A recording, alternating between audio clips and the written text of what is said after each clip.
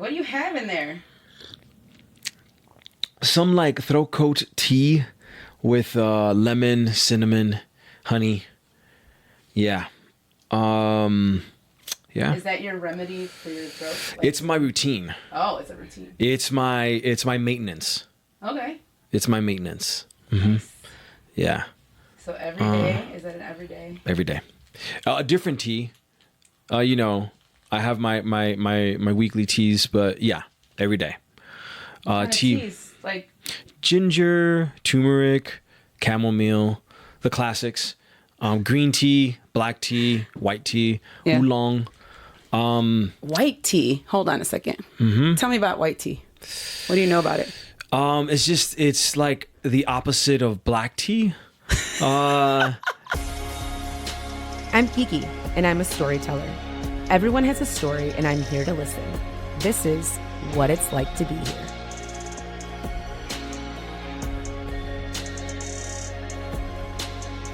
Q4 was my introduction to you, Luis.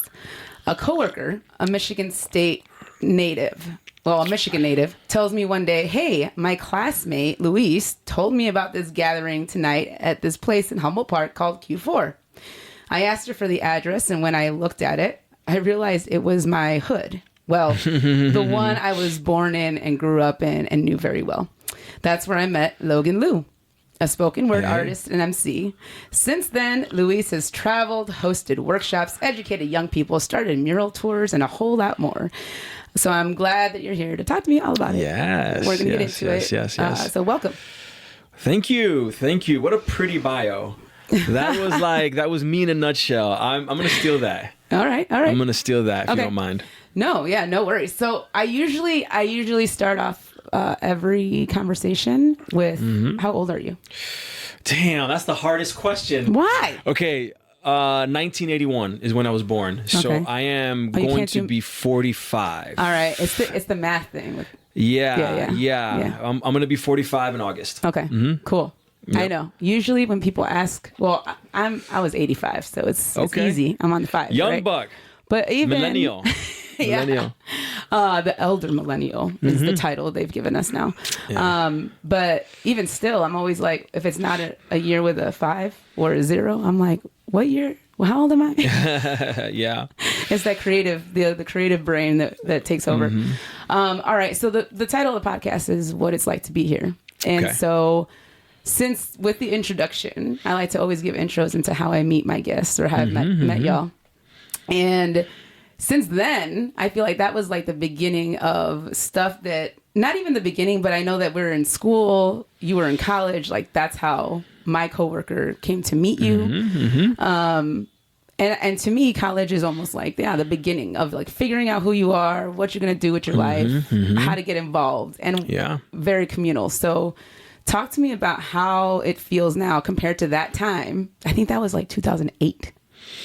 Wow. Yeah. Sounds about right. Yeah. So 2008. How does it feel to be where you are now when you think about everything that you've been through since then? Wow. It's a big question. It is seriously deep, yo. Gosh, I feel lucky and I feel blessed, yo. Yeah. Like above all, I feel like I've been able to have the privilege to do what I love to do and maintain a living doing it. And it feels great. You know, out of all the bullshit, out of all the negativity that's going on in the world and what I've experienced in my life, the first thing I think of is how do I feel to be at the very moment existing where I exist right now? Blessed. Yeah. No, that's awesome.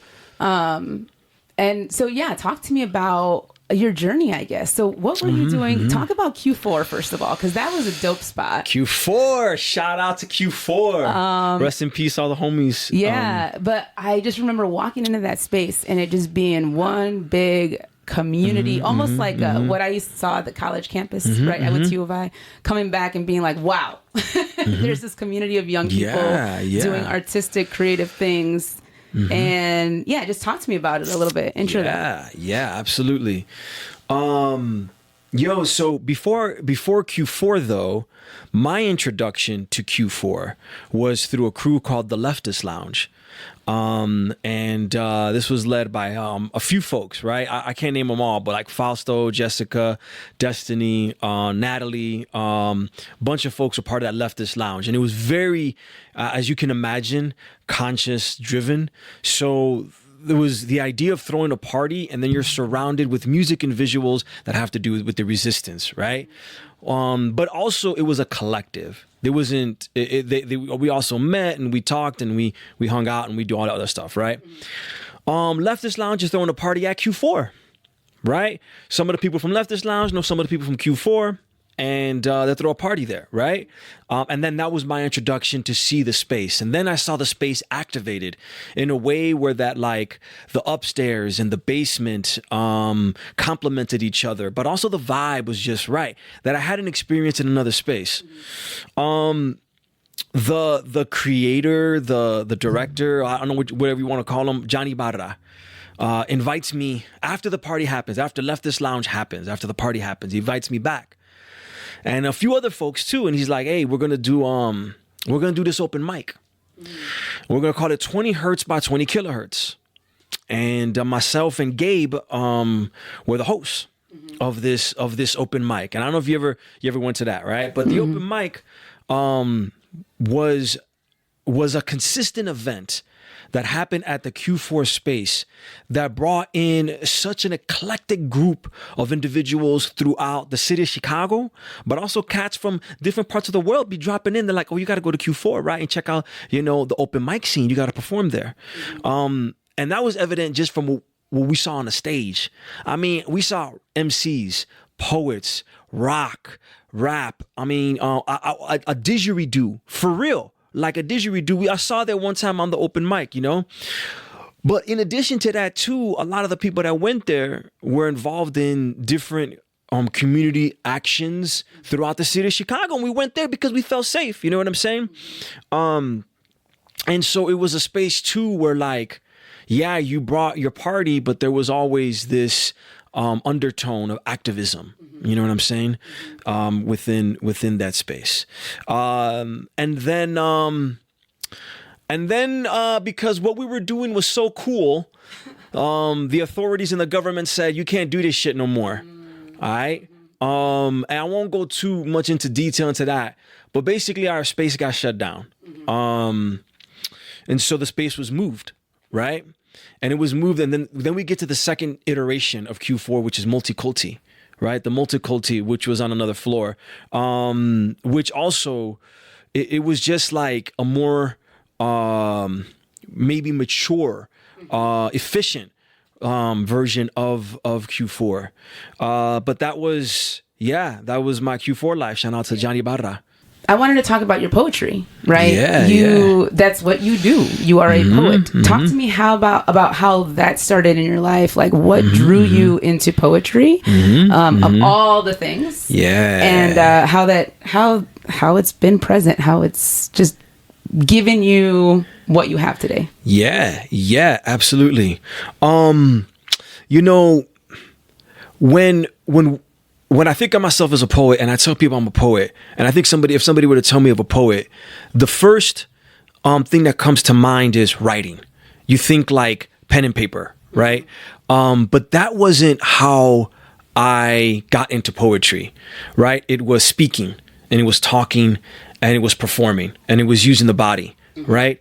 And the organization that in the early 2000s, I can't tell you 2000 exactly because I don't remember anything anymore, right? But in the early 2000s, Batey Urbano over on Paseo Boricua,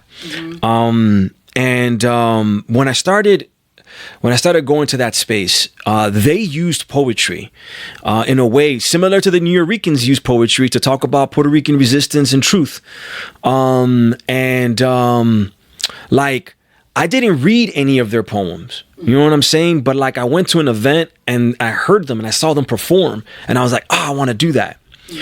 Just prior to really getting down with Batey Urbano, I was studying acting at Columbia College, where I eventually dropped out.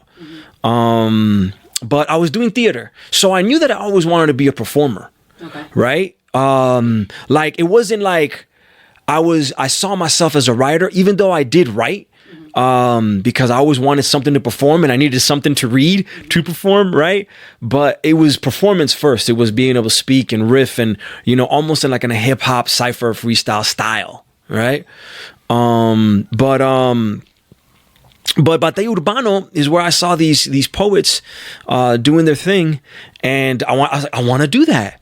That's so cool.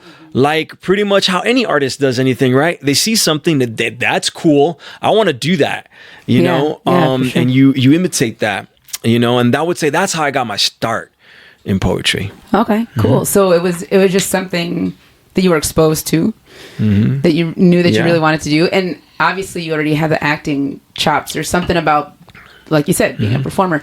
So where has poetry taken you? Man, everywhere. Yeah. Everywhere. Like if you're talking like physical places in time and space. Yeah, tell me about that. Like so that we have Puerto Rico, Mexico, different parts of the US, Turkey. You know, I don't know if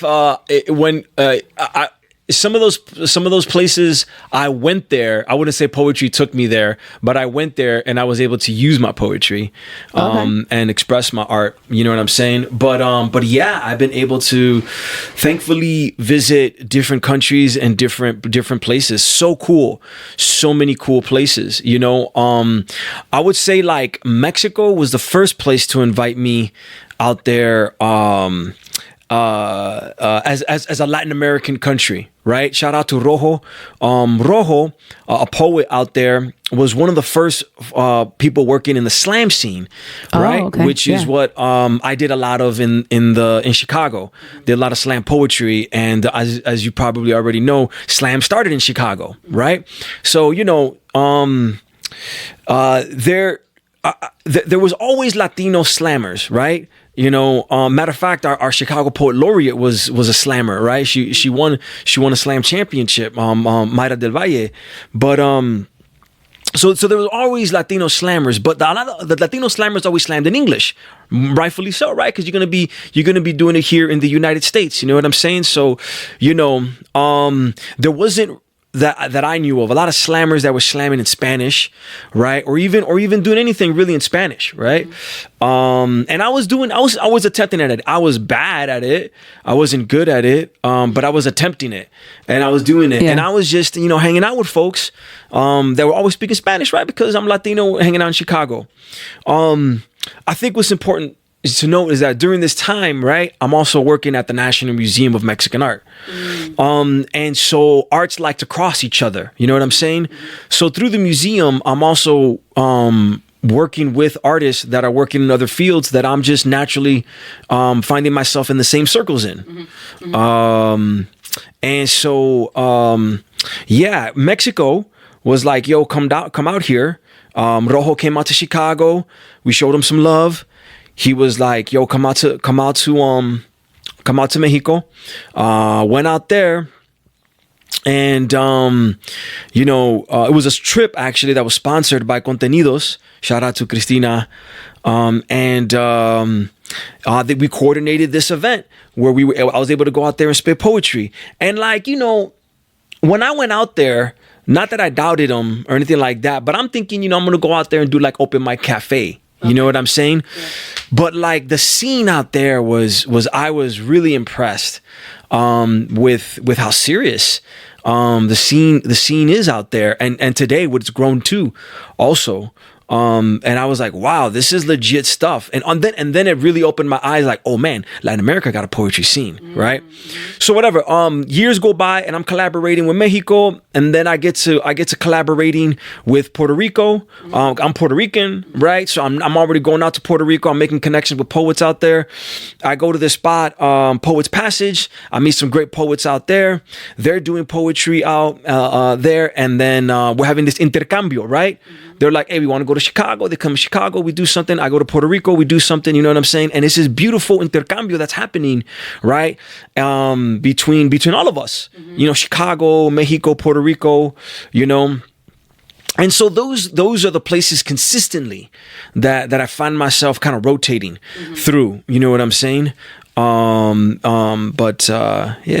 That's really cool. And in a way, well, you're also building that community, right? Crossing the borders, but that's so dope. And then you're an educator, right? And well, first of all, tell me how you got into like the mural tours in Pilsen, because it was funny. I think it was one of those things where obviously our paths had crossed, and then I see your name with Pilsen Mural Tours, and I was like, wait a second. Is that the same? What's going on? What's going on here? Yeah. So talk to me a little bit about that. That's the Luis Tubens ego. All right. Right now, who's been talking to you was LoganLu. Okay. So that's all LoganLu talking to you. LoganLu's the performer, right? LoganLu lives on the stage.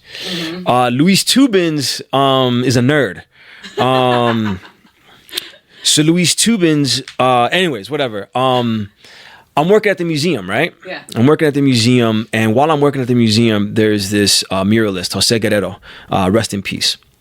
And he's giving tours of murals, right? And he meets the group at the museum, and he takes them out, and I see him there, right?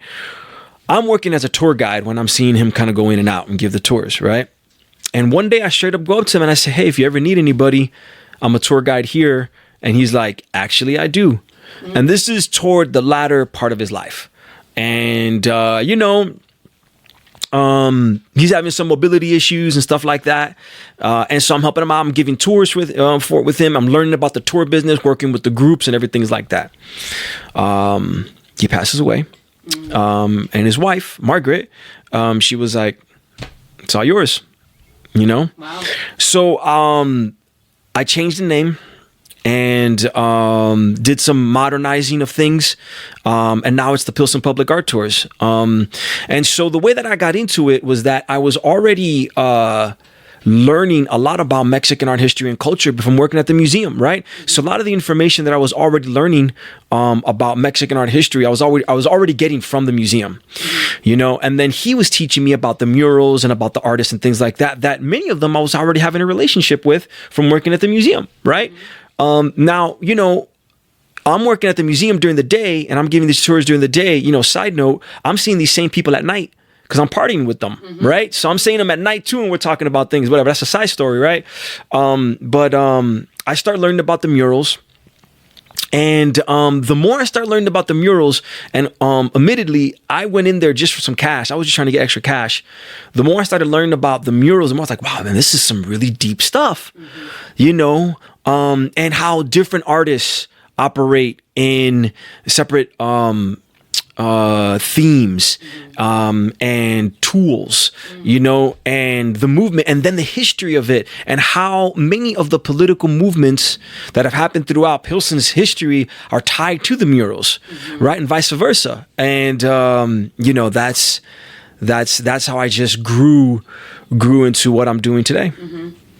Yeah, I think, and that's something else too, right? Because you're not only giving information about the artist, but you know them personally, and I think that adds so much more, like another layer to those tours and bringing people in. Yeah, I think the number one requirement, and this is, there's going to be some tour guides out there probably disagree with me, whatever.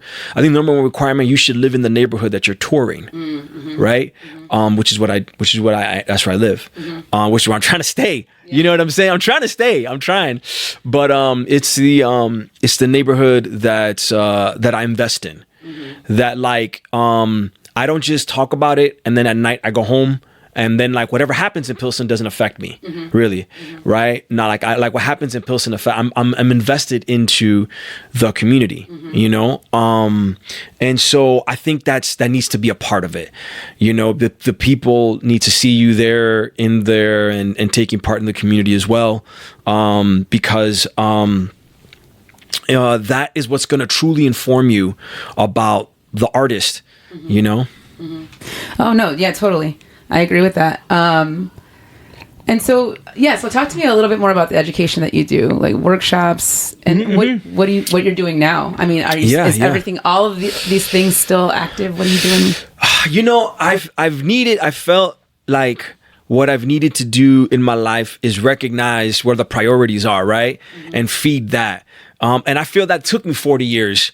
You know what I'm saying? Like, I didn't, what's going on? Priorities are this, priority is that. And when you're younger, you got physical priorities and emotional priorities, and sometimes those overtake, and so I felt that like, what I'm doing now is I'm kind of consolidating and focusing on two main areas of my life: the performing and the mural tours, right? And I still am doing a lot of teaching and educating, but I would say about 2 years ago is when I stopped doing that as consistently. So I used to teach for the Chicago Poetry Center, and even before the Chicago Poetry Center, Chicago Slam Works and other organizations, teaching poetry, right? The basic model was that like I take over an English period for an hour of some school, right? And I teach them a poetry lesson, and at the end we're yelling poems at each other.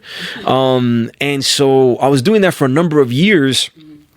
I mean, I enjoyed doing that too, but mostly because that was steady check.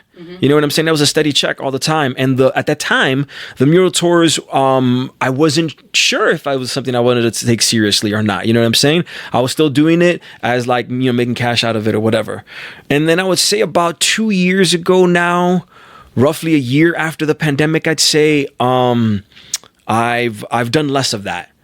I've done less of the actual educating and the teaching, but prior to, pretty much from the pandemic and earlier, like I was heavily involved with youth and teaching. Even before poetry, I was doing weird performance stuff, creating haunted houses with Yo Locali, which is still part of the National Museum of Mexican Art, with Radio Arte, I was always doing things with that. Yeah, that's cool. I lost my next question. You distracted me with the haunted house. Yeah. I love, because you're like, haunted houses, wait a minute. Yeah, wait a second. I want to know more about these haunted houses. I plan to do a haunted house if you'd like to be a part of it. This is an all ages haunted house. Okay. This is probably the 5th haunted house I'll be doing now in Pilsen, in Chicago. I've done them at schools and whatnot. The theme is going to be clowns and claustrophobia. Yes. Okay. And there's going to be sugar monsters. And there's going to be cell phone zombies. And that's all I'm going to say about it. And you're going to have to come and check it out. It's going to be free. Oh, okay. I'm down. Okay. I want to check this out. Yes. I was like, all right, haunted houses, and we're just in spring. It's okay. It's something to look forward to for sure. Does anybody ever ask you, have you ever been asked like, okay, you're Puerto Rican, but you're invested in the Mexican community. Yeah. You learned a lot about Mexican art and culture. For sure. Yeah. What do you say? What's your answer? Yeah, I've definitely been checked. If we're going to use hood terms, right? It's a question that I thought of first and foremost myself, that as I become more of a representative of the Pilsen community and the murals and all of that stuff, recognizing I'm not Mexican, right? I didn't really grow up culturally Mexican and Puerto Rican on both sides, you know what I'm saying? So, and I grew up in a Puerto Rican neighborhood. I mean, I grew up in Chicago around everybody, right? In Logan Square and Humboldt Park. But I didn't grow up in Pilsen, or any of that stuff. And so, there's two ways that people ask that question. There's one way is of like, why are you doing this, in the sense of like, what brought you to this point? What gets you interested in this stuff? Okay. Right. And then there's the question of, cause we Chicago, like, you're Puerto Rican, you're not Mexican. Right. And so the latter, I don't get asked that question, and I think it's because people have seen me in different facets of the Mexican community, like in the marches and the protests, but also on stage, but also like giving tours, but also working with like their students. You know what I'm saying? That it becomes like this cat is working in the community, and investing his time and energy and making it better. And so, how are you going to question that? How are you going to question somebody who's like, you know, like I just said, I feel like you got to live there. Like I ain't coming from the north side where I was born and raised to come make money in Pilsen. You know what I'm saying? And no shade to anybody who does, right? But I think the reason why I don't get like, oh, why you a representative of the Mexican community, being Puerto Rican, what gives you the privilege to do that? And I don't think I have privilege, but I just think I have time and energy spent.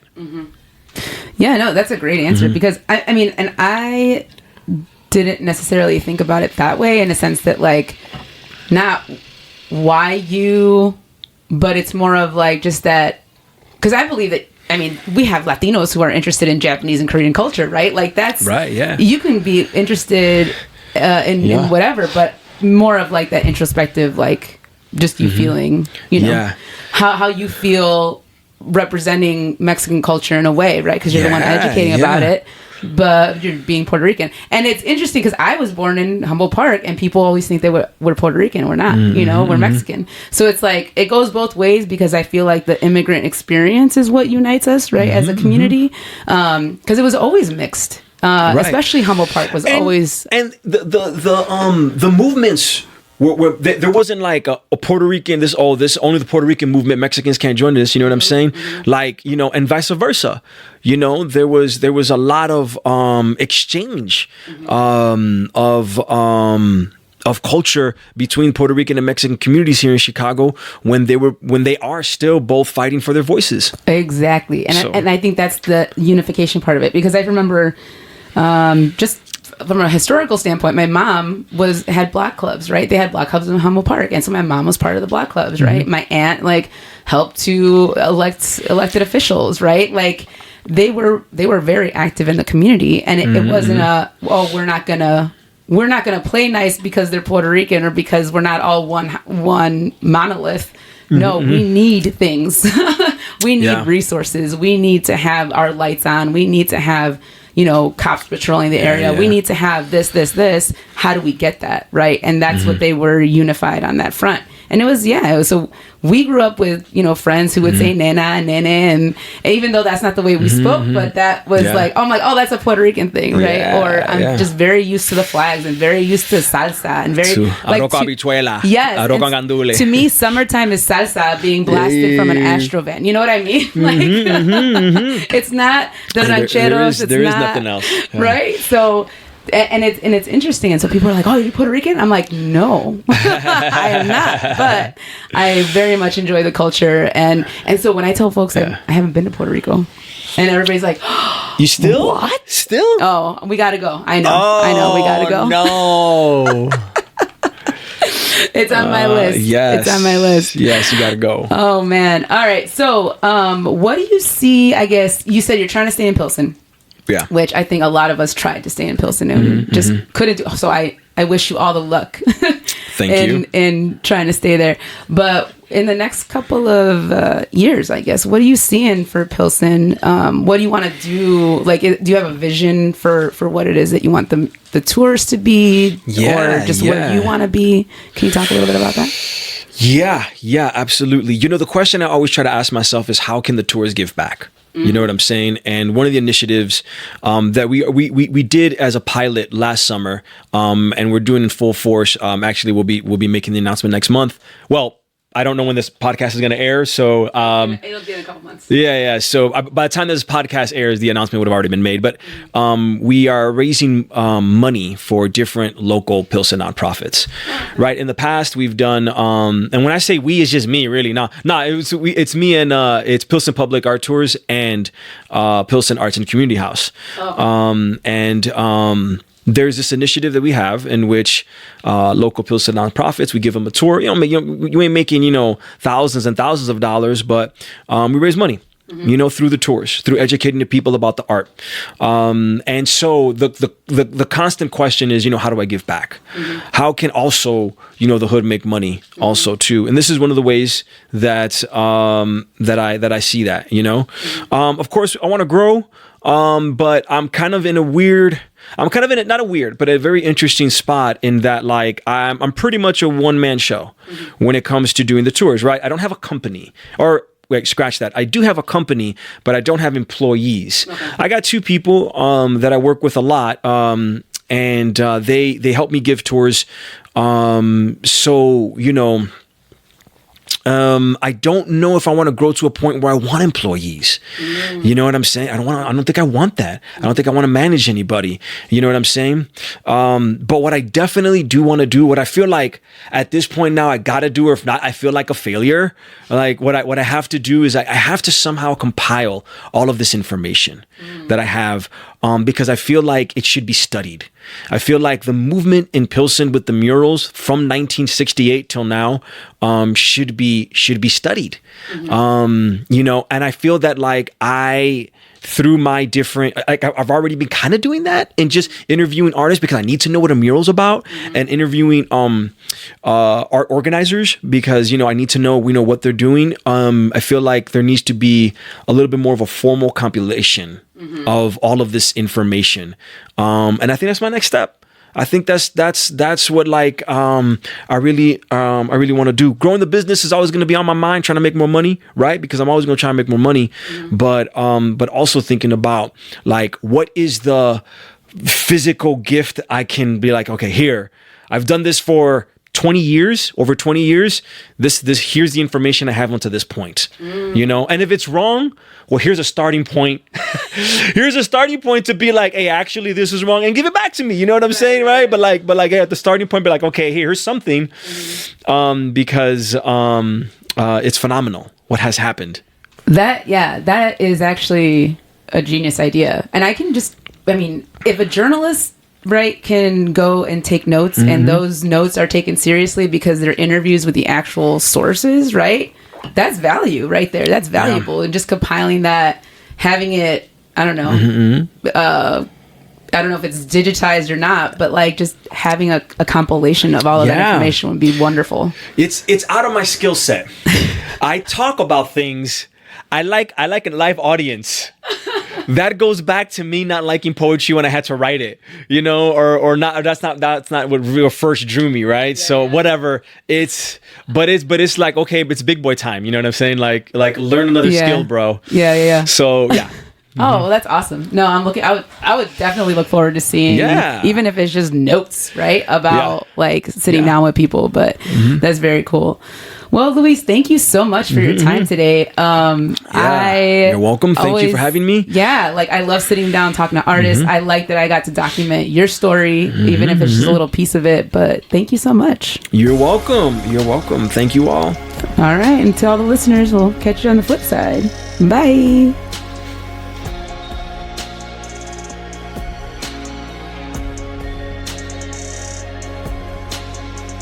Hey, this is Kiki. If you made it this far, you officially made it to the end of the episode. Thanks for being here. If you're listening on a platform where you can rate and subscribe, please do. It really helps more people find the show. And hey, leave a comment. Tell me what you liked, what stuck with you, and what you want more of. You can also follow the podcast on Instagram at What It's Like to Be Here Pod. Catch you on the flip side.